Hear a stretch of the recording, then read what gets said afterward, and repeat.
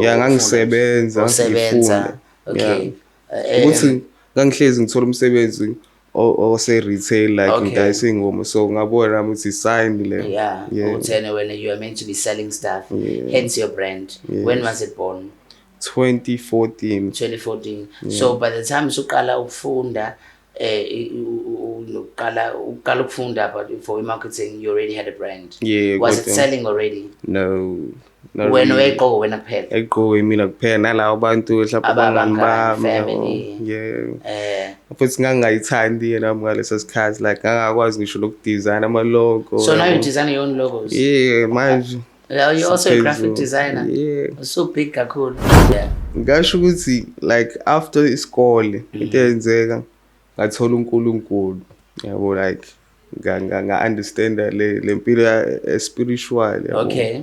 So that's why izinto zaqala. That's why ngakwazi nokuexplain ukuthi brand yanyuka kanjani. Kodwa ngayisontweni like born again. Yeah. Okay. So ngaqala lapho ke ukurealize ukuthi impilo is not really about ukuthi uzophumelela ngenhlanhla, kumele kube khona izinto ozenzayo ukuze yabo. Yeah. And you need to work hard khangezi njalo. And umalume umuntu owangitshela ukuthi kumele uyesontweni, ngiyabona ukuthi une-idea kodwa imoya esontweni izinto zizokwenzeka kancane. Okay. Sengine-idea abantu sebayazi ukuthi khona into ekuthiwa i-ghetto figure, yabo, like is in public figure. Yeah. So ngihamba ngicela abantu ukuthi bangisize, yabo, ngendlela engine-passion ngangicela ngisho ama-drug dealer ngasekhaya, yabo, like ngiwa-approach ngitshela you cruising with the drug dealers? No, really. Like, no man, it's fine, it's okay. Yabo, ngangifuna like ngangibuka ama-movie ama-movie akhombisa ukuthi like ama-drug dealer nemali. Yeah, like abazi bazoyenzani imali. Okay, sometimes. We don't want people to know that you know drug dealers for sure. Wasekho lo drug dealer, right? No, alikho ngisho elilodwa la ngisiza.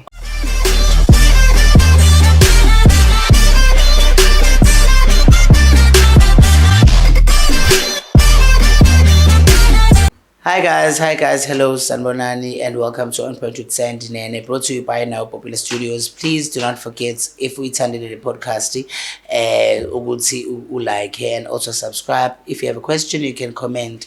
Guys, namhlanje I'm profiling someone who we went to the same school, to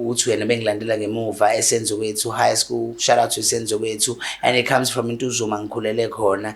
And also he's a sponsor of the podcast. His company sponsored the t-shirts and bonus man. This is Kulile.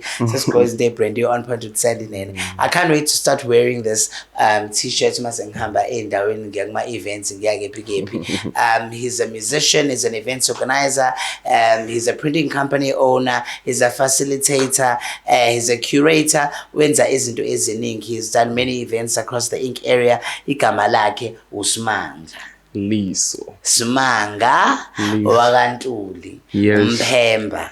Welcome to On Point with Sandinene. Ngiyajabula ukuba la.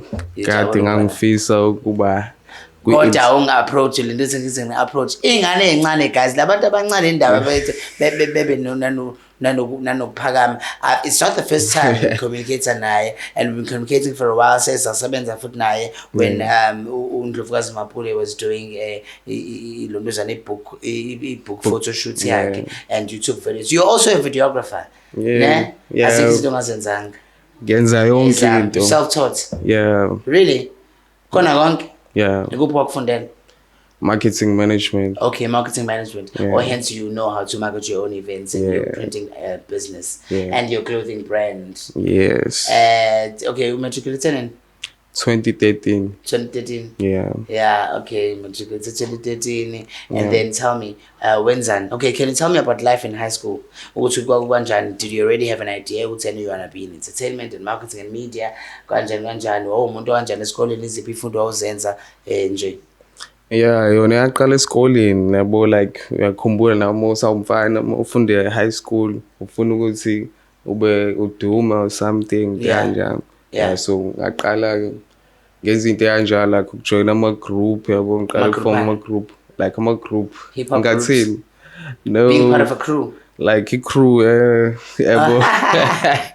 Yabo, ngaqala lapho then ngabuthola khona ama Enhle Boys obani. Yeah. Okay. ngangifuna ukuba like famous Okay. yabo Okay. kodwa sagcina sesikwazi ukuthi senze something emayelana ne-entertainment industry yabo Okay, so okay. ngaqala ngawo music kwakhona omunye umfana ekuthiwa uSandile Shades Okay. mhlawumbe yamazwi primary ufundisa nje i-primary bonisana Oh, he's a teacher. yeah Okay. naye wayenza into Nanicula yakhe. naye? Yeah wayicula Nibonane nisho hey wena. yeah sangisho kwama-event i-passion isakhona so Okay. kwaqala yena wayene-computer kubo Okay. then sarekhoda khona ingoma yethu yokuqala then izinto zaqala lapho-ke Okay. Yeah. And then you start going to events. Yeah. Nani.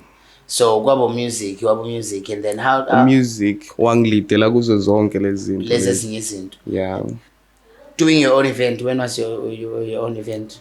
maningi event. kodwa ngingasho ukuthi like enkulu yayingo 2015 or 2016 I think yeah So it was 2 years after matric. yeah And already you had your first big event. yeah Where was this? noma ngasayikhumbula i-dates kahle kodwa it was around Yeah, you gave me June down. 16 Oyenze June down. 16 training tuzuma training yabo lapho bangisupport training Engakephi? Training.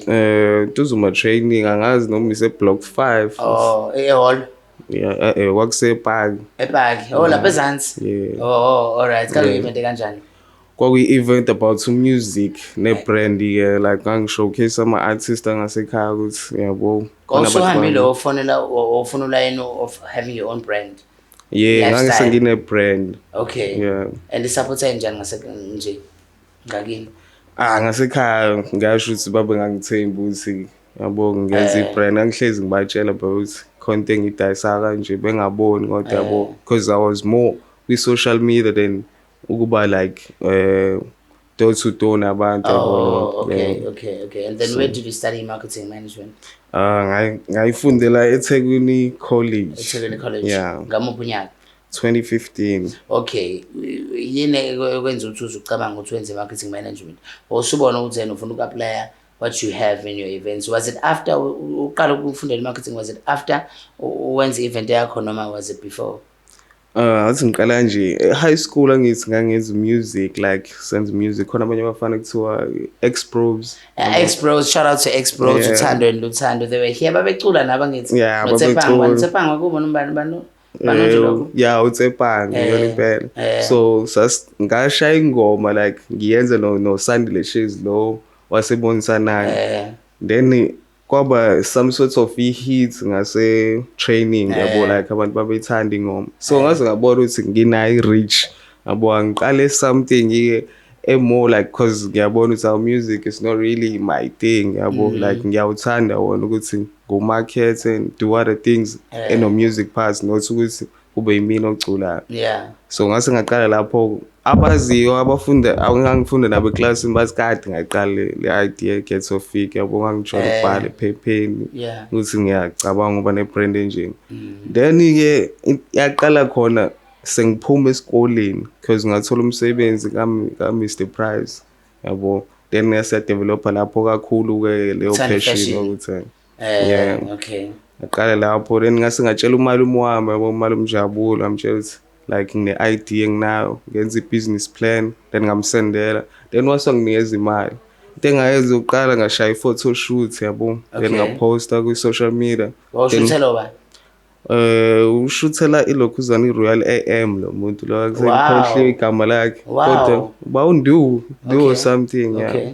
so ngashuthela Lona Nchabi? yeah Really? yeah Hey, shout out to Ndu Photocol. yeah Oh wow, Yeah, guys, that's my boy. yeah Okay. yeah wangisiza kakhulu because nawe wayefuna ukuvula i-brand kodwa yabo wasafile i-passion Yeah. mhlawumbe imali 600 ithombe eziwu-50 then That ngakhokha was cheap. yeah very Because cheap manje wayesaqala okay, yeah, Yeah, and futhi it wasaqala. was back then. yeah Yeah, okay. so yeah ngashutha iy'thombe ngayiphosta kwi-social media then yaqala i-following yabo Yeah. abantu balandela babona ukuthi khona into ekanje then ngase ngaqala-ke sengifuna ukuthi ngiyinyuse le nto le ekhaya bathi angihambe ngiyofundela something emayelana nale nto because bayabona ukuthi ngiyayithanda then ngazama ungena e-DUT nazo zonke lezi iy'kole kwase kwaba yiThekwini College Yeah. right ekwazi ukuthi yabo ngifake without nasesikoleni usuyakwazi ukwenza ezinye izinto usuyazenzela ezinye izinto. Yeah, like wayenza for how many years? Diploma is like 3 years. Okay. Yeah. Wayenza lo 3 years loyo. Yeah. And then in between you're doing your own events. Yeah, not really. Ngangawaqali ngama event. Ungawenza uthi yeah, ngangisebenza ngifunda. Okay. Ukuthi ngangihlezi ngithola umsebenzi ose retail like ngidayisa ingoma so ngabona ukuthi sign le. Yeah. When you are meant to be selling stuff. Hence your brand. Yes. When was it born? 2014. 2014. Yeah. So by the time uqala ukufunda uqala ukufunda but for marketing you already had a brand. Yeah. Was it selling already? No. Wena wayiqoko wena kuphela. Ayiqoko mina kuphela nalawo abantu ehlapha family. Yeah. Futhi ngangayithandi nami ngaleso sikhathi like ngangakwazi ngisho lokudesign ama logo. So now you design your own logos? Yeah, manje. You're also a graphic designer? Yeah. So big, cool. Yeah. Do you have a full-time job? Not really. Wow. So this is what you do full-time? Yeah. Okay. So, okay, waqeda diploma yakho. Who gives you an idea ukuthi uthenge umshini wokuprint? Okay. Like mina ngafika naleyo idea ukuthi ngangifuna isponsor because malume senginikezile imali yabo ngase ngiqela ukuthi shout out to malume. I always emphasize this kubalekile ukuthi abantu basemndenini ba support ama dreams ethu namaphupho nezinto esifuna ukuthi sizenze ngempilo zethu. Umalume kusaphila? Yeah, usaphila. Ukathini nje mekubona the way and the things that you've done? Hey, ubuza ukuthi ngiyayithenga ini gross ekhaya. Ngiyayithenga sometimes but yeah. I know. I mean it's kunzima mokuba usomabhizinisi oyimele not getting any sponsors. Do you ever get any sponsors for your events? Yeah. Okay. Flying Fish. Ah, wow. Yeah. Well done. Yeah. If you're able to get those sponsors, that's really dope. No, Score. Yeah. Wow. Like a few. Okay. Kusamanye kubuye kuba abantu abasayifufuzela yabo. Yeah. How many events do you usually do unyaka nonyaka? Usually ngibuye kungabi mina hostayo like ngisize yabo. Like every month ngasho ukuthi ngihlezi ngipart of something yabo. Like every month end hlezi kukhona event. Okay. So ukuthenga umshini ke wokuprinta kancane ukuthi ungitshele. Okay. Sengine idea abantu sebayazi ukuthi khona into ekuthiwa i-ghetto figure yabo like is in public figure. Yeah. So ngihamba ngicela abantu ukuthi bangisize yabo ngendlela engine-passion ngangicela ngisho ama drug dealer ngasekhaya yabo like approach ngoba you cruising with the drug dealers. No really. No man, it's fine. It's okay. Yabo ngangifuna like ngangibuka ama movie akhombisa ukuthi like ama drug dealer nemali. Yeah, like abazi bazoyenzani imali okay, sometimes. We don't want people to know that you know drug dealers for sure. Wasekho lo drug dealer, right? No, alikho ngisho lilodwa la ngisiza. Oh, okay. Like nganga approach ebona it's like hey, you're so brave. Wangasabi ukuthi a few years down the line as a contact at yeah wena we own this success. Nah, ngangasabi because like i-passion yabo ikwenza ube I know, kufana nothando, kufana nemali, get blinded by it. Ngangifuna lento engiyifunayo. So who helped you? Akekho wangisiza. Nalokho wathi ngicela uku-order ke ikipa leyo muntu angikhuluma naye wathi into engizoyenza mina into engakusiza ukuthi ngithenge ibrand yakho. Nokuthi ukuthi mhlawumbe nginikeze imali because angifuni ukuthi ungene lo mkhanka lo yabo uzubona laleli business because uyawuthanda ibusiness ungaze ufuna ukwenza nezinto wrong so wathenga leso key and then umshini omalini umshini 11k. Yeah, 11k. You bought it cash? Yeah. How old were you? About 22. Yo, how old are you now? 28. Okay, yo. Yeah. 11k. No, like mhlawumbe ngangina 20 or 19. So sakhumbula kahle iminyaka. Wawusave kanjani ufake bank? Angikwazi ukusave. Ngasho ukuthi ngangihlezi ngaya lapha ePinetown la kudayisa khona umshini ngabatshela ukuthi like ufuna sibe ne deal ukuthi ngizokhokha like ngenyanga yabo bafakele imali. Ubuhleli ngakubona? Yeah. Okay. So ngawuthenga kanjalo. Oh, okay. Yeah. Awukwazi ukusave? Ngiyakwazi ukusave manje like ngaleso sikhathi ngangakwazi ukusave. And then wawuthenga kumshini. So you working from home? Yes. Injani support ke abantu do you get like Okay, because I mean, I'm sure the business is not as big as other printing businesses at Robin, Situ Selokshini. So abantu baprintani, what do you print? Usually kusuke kwama-poster mase kuba ama-t-shirts nayo yonke into ene-clothing Nabantu part. abanama-brand Yeah. bayaluduzana. Yeah, Because I know I've sent a few clients your way, baprintayo. ukuthi ngibuka sengathi ngiyayiskipha le ndaba yabo ukuthi inama-layers amaningi le Okay, ndaba. ungayiskiphi ibuyela kuyona. Okay. Yeah. Ngasho ukuthi like after isikole into eyenzeka ngathola uNkulunkulu yabo like nga-understanda le mpilo spiritual yabo. Okay. So that's where izinto zaqala. That's why ngakwazi noku-explain ukuthi i-brand yanyuka kanjani kodwa Okay.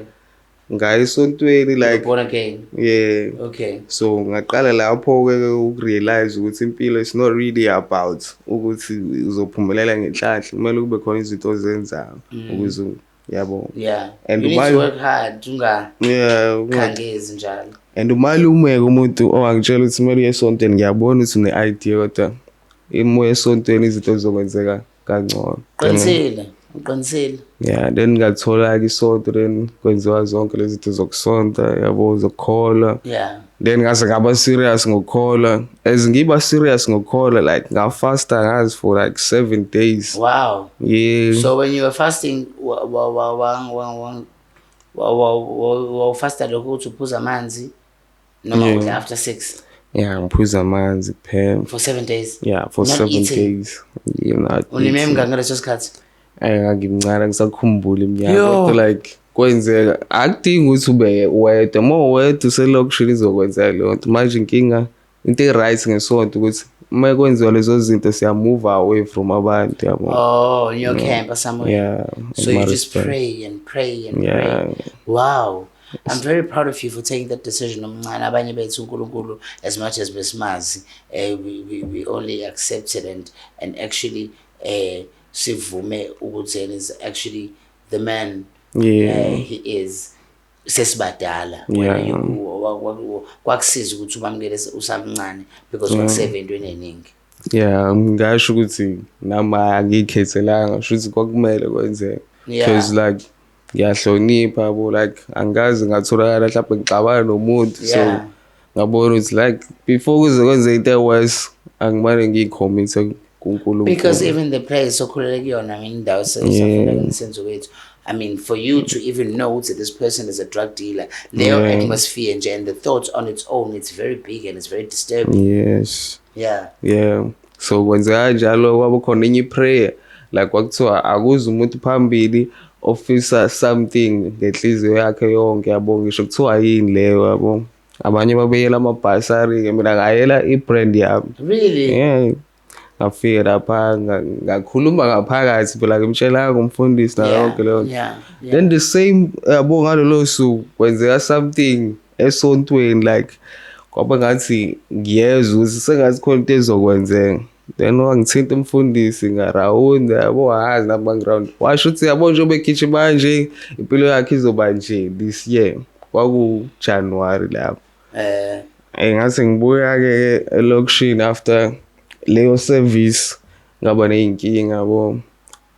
Angazi noma ngazisho lezo y'nkinga ukuthi Yeah, it's fine. yeah ngaboshwa. Reason being ngabanjwa ne-weed. Okay. Yeah. Ngendlela snacks kanjani. Ish, So ish. ngabona ukuthi yonke lento le uNkulunkulu mhlawumbe wayezama ukungiyekisa Test. yona or Oh, noma something. ngiyekisa. Wayeka from then? Yeah, ngayiyeka yo ngena eWestville for nje into ya-2 rand. Why Westville? Yeah. Phela ngithi the reason why ngayi Westville because ngangena ngabanjwe ngolesihlanu yabo. Oh, ish. Yeah, so ngase ngaya lapha e-Island ngaphuma ngebail. So ngoMonday kwakumele ngiyokwenza icala and stuff. Then ngafika lapha mina ngiphethe imali yokugibela wathi kufuneka u100 ukuthi uphume ifine yabo. Awukwazi ngihamba ukufaka umzali? naye angikwazi nginemali kodwa angikwazi ukuyikhokhela. So ngangena kanjalo ngalala khona ngaphuma kusasa. Ngithi ngiyaphuma kusasa ngiyo-check ifoni yami kwakhona ngisho i-interview okumele ngiye kuyona ngaleso sikhathi. Ngahamba ngakwazi ukukhava. Okay. ngayiphasa i-interview, You got the job. ngenza i-training, kwamele kumele ngenze enye i-interview then ngayifeyila. And I was like, kwenzakalani yabo, kanti ila kuzoshintsha khona izinto. Then ngase ngaqala ngabona sengathi kwe-branding ikona osokwenzala kakhulu yabo, because ngaqala Siyena umuntu obizela ukuthi asebenzele umuntu. yes Okay. yabo, because into ebengiyenza ukusebenza ngefoni, ngidayisa ngefoni. So kwaqala kwavuleka izinto, kwaba khona umshini yabo, nabantu babuza ngebrand bafuna ukusiza nje yabo, nama-ideas. Because with ama-guest esengibe nawo la isonto sebelibeke njengendawo edlala indima enkulu empilweni zabo and also in their careers. Ukuthi esontweni bayakusupporta for i-brand, and I'm sure hlezi wenziwa imicimbi baprinta kuwena igiba zesonto bayakwenza. Yes, too much yabo. I-support yami yaqala esontweni nje, khona omunye babukhuzwayo uyena ongisupporta kakhulu, because ngangijwayele ukuya kuyena Usaphila? Yeah, usaphila. Shout out to Babukhuzwayo. Yeah, like wangitshela wathi uma ufuna ukwenza i-brand, uma ufuna ukwenza i-business nje kumele wenze kanje yabo, like yena smart yabo. So like it's more of i-mentor kumina yabo. Ngasho kanjalo. So wangisiza ukuthi ngihandlishe ama-numbers yabo, Excel, ukuthi ubala kanjani imali yakho, i-profit yakho, yonke yonke. And then how did you get into, okay manje ngikhathele ukuthi ngiqashe ondu photoguru ukuthi abangishuthele, I want to invest in buying a camera and take my own pictures and now take my own videos?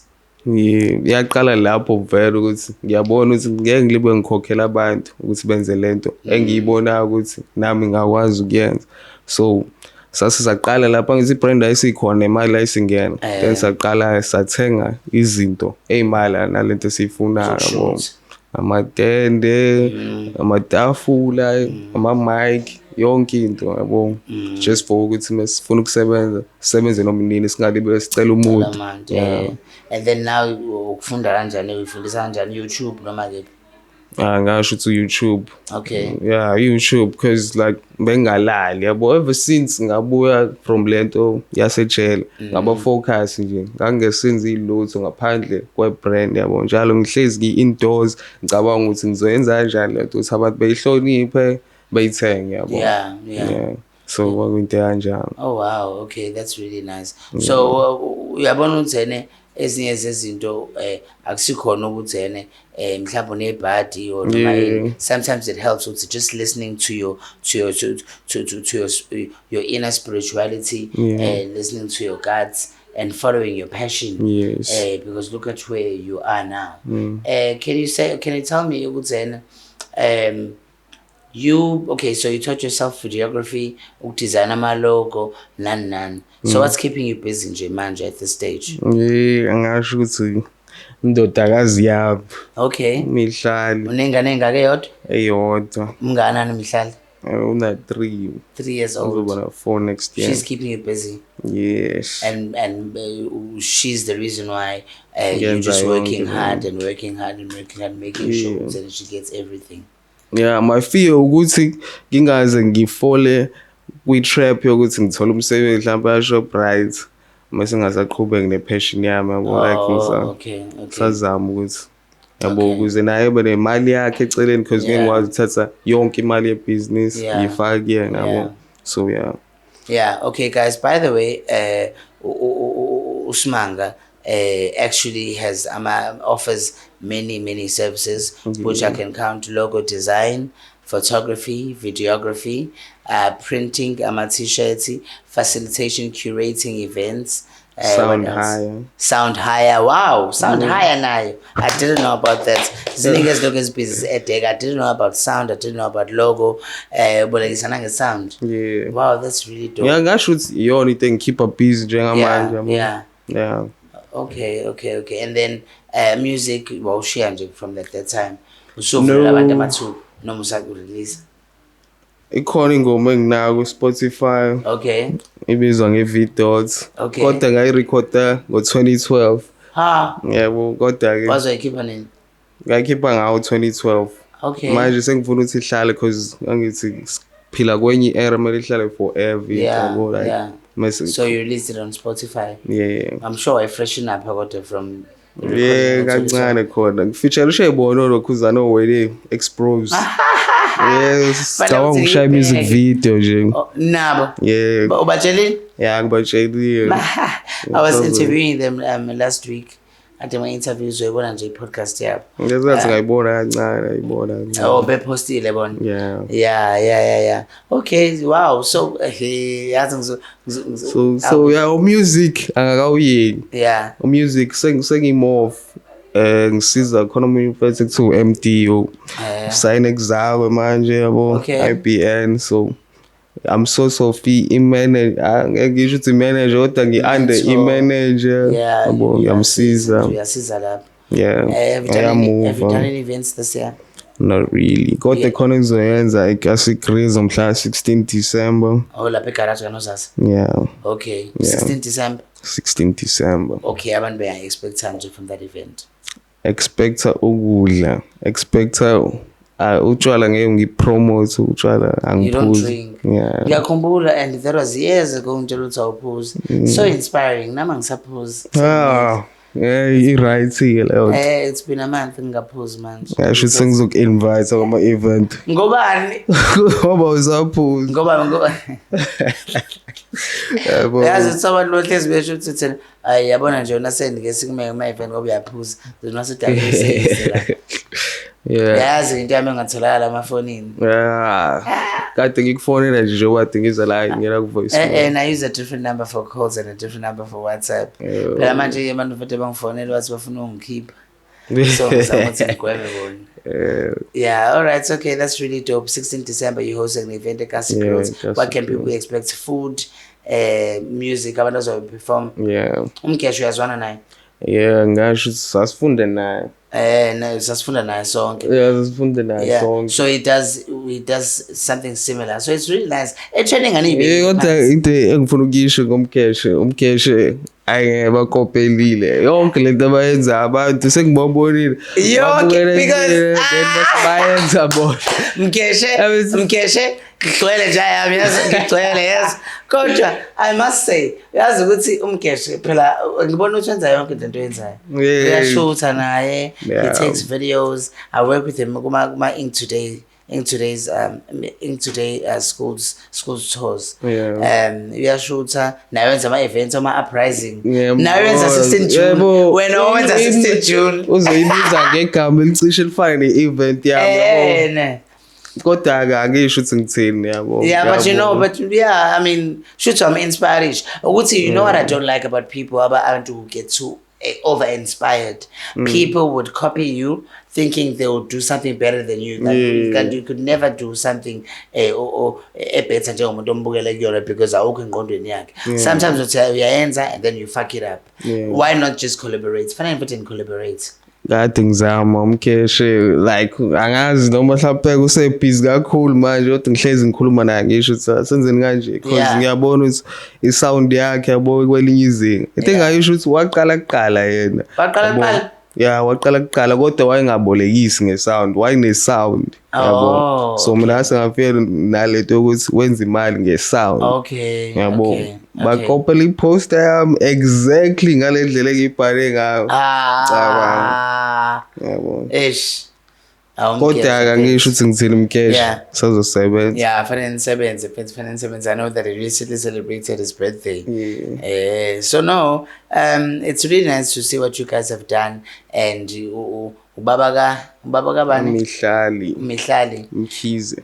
So if you were to choose a career ingane yakho uthi bekuyona ungakhetha yiphi career ngifuna ibe kwi-entertainment industry ufuna ibe entertainment industry really actually lutho abazali bazi ukuthi bafuna ingane zabo ze ku-entertainment why mina into engayisho ukuthi mina ngayinquma ngathi mase kuna 25 ngizobe sengiyimillionaire unfortunately akwenzekanga lokho ngathola yena uMihlali yabo so sengibona ukuthi shuthi uNkulunkulu ufuna kubo yena kakhulu not ukuthi mina ngeke enze ini ku-entertainment noma ngaba yini angifuni ukuthi kube specific ukuthi kodwa as long as but uyathembisa mambono ngathi uzoba kuyi yeah like uphaphile more than mina yabo wena uphaphile phela namahloni ngoba imagine nje ukugibela stage I've never seen you ugibela stage I've only seen pictures but ukugibela stage hayibo wenze njani ngoba phela uphuza nanophuza angikwazi ukuthi ngime phambi kwabantu ngiperform ngcono bengizokhuluma yabo bengizokhuluma something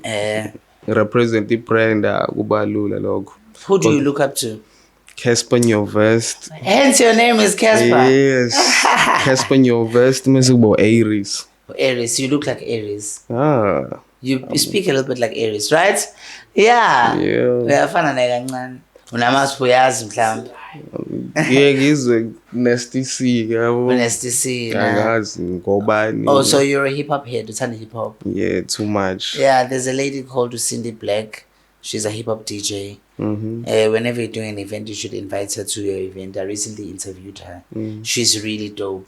She rolls with the big dogs. Oh, Wobbly. Oh, T-Bag. Yeah, T-Bag. She's open for...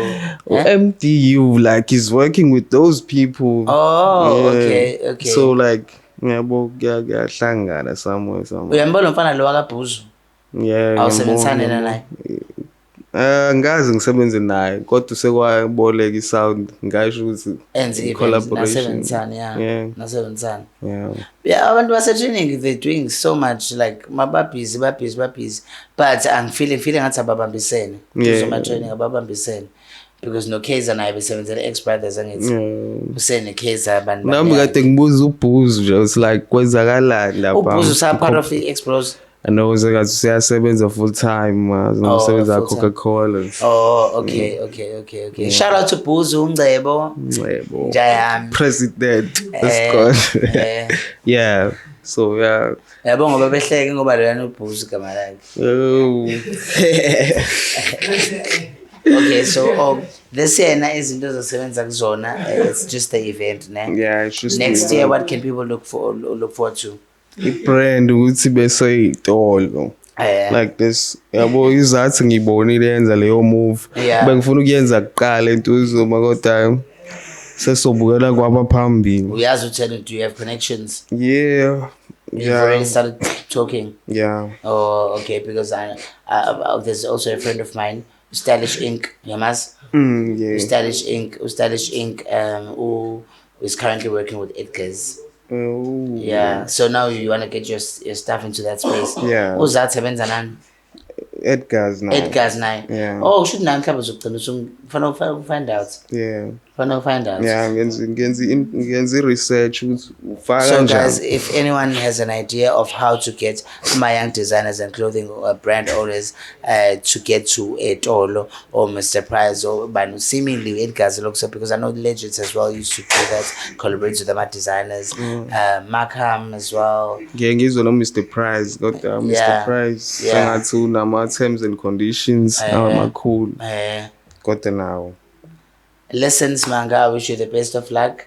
This has been a really great chat. And thank you so much for sponsoring us. If you guys would love my services, Ake of printing, look how nicely he printed this t-shirt. We are going to contact. How do you get you on social media? Search nje account yami Simangaliso Casper Ntuli mase kuba ibrand yo lifestyle Ghetto Figure. Lifestyle mase kuba X mase kuba Ghetto Figure. Yes, and then email Simangaliso Instagram, TikTok. Yonke into lifestyle Ghetto Figure. Okay. Yabo mase kuba Simangaliso Ntuli @gmail for ukuthi uthole mina la Simangaliso Ntuli @gmail all in one word. Yeah. The number 081-722-1795 081-722-1795 Yeah. Awesome. Thank you so much. Please don't forget to subscribe, like, and share this interview. Proudly brought to you by Naya Popular Studios. On point with Sandy Nene, representing the Inko Simanga Ntuli. Siyabonga. Sharp.